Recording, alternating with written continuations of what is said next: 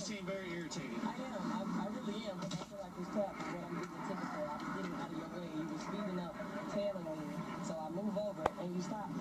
So yeah, I am a little irritated, but that doesn't stop you from giving me a ticket. So. Are you done? You asked me what's wrong and I told you. Okay. So now I'm done, yeah. Okay. You mind putting out your cigarette, please, for mine? I'm in my car, but I put out my cigarette. Well, you can step on out now. I don't have to step out of my car. Step out of the car. Get out of the car now, or I'm going to remove you. And I'm calling my... I'm going to yank you out of here. Okay, you going to yank me out of my car? Get out. Okay. All right. 25. Let's do this. I said get out of the car. Why am I being apprehended? I'm giving you off order. I'm going to drag you out of here. So you're going to drag me out of my own car? Get out of the car. And then I will light you up. Get out. Bland then voluntarily got out of her car, but the verbal exchange with the officer continued to escalate. This video, recorded by a bystander, shows Bland after she was on the ground, handcuffed. She was arrested on a charge of assaulting a public servant. 3 days later, about 9 a.m., a female jailer found Bland hanging in her cell by a plastic garbage bag. Authorities say that earlier that same day she refused breakfast but said, quote, "I'm fine," to a jailer making normal rounds. Now, Sandra Bland was in Texas for a new job, the A&M University system.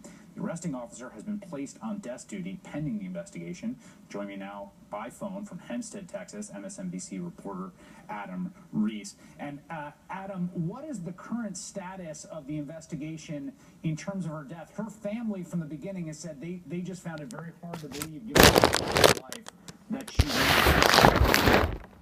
Right, and the DA says that he is treating this as a murder investigation, Chris.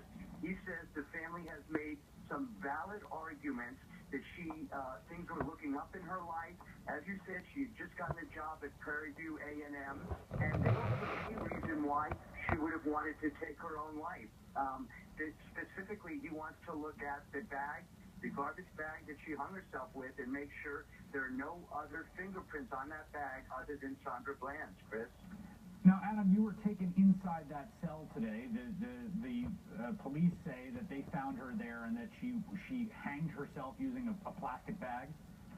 Yeah, it's actually called, the cell is called a tank. It's not a typical single-person cell. As you can see in the video, it's for at least 4 people, so it's a fairly large cell.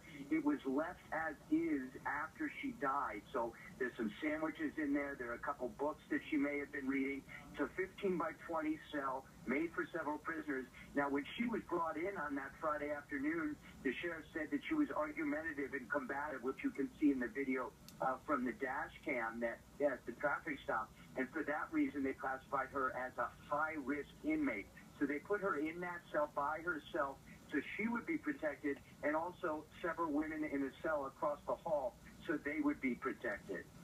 Adam, a lot of people are watching that dash cam video and feel that the officer in question escalated things. Obviously, she was not happy with being pulled over. Is that officer, independent of what happened 3 days later, that stop that we see there, is that a trooper, I believe it is he being investigated? Yeah, he's been placed on desk duty for 2 reasons, Chris. One, violating procedure. Apparently, he didn't tell her exactly how this would go, the whole process of being pulled over, and also courtesy protocol. I just want to tell you, Chris, I've watched the video several times. It's 52 minutes long. It actually starts out, he pulls over another motorist. It's a student, and he gives that person a warning. He was going to give her a warning. She might not have understood that she was going to get a warning, and I listened to it. He says to her 15 times, "Get out of the car." MSNBC reporter Adam Reese, thanks so much.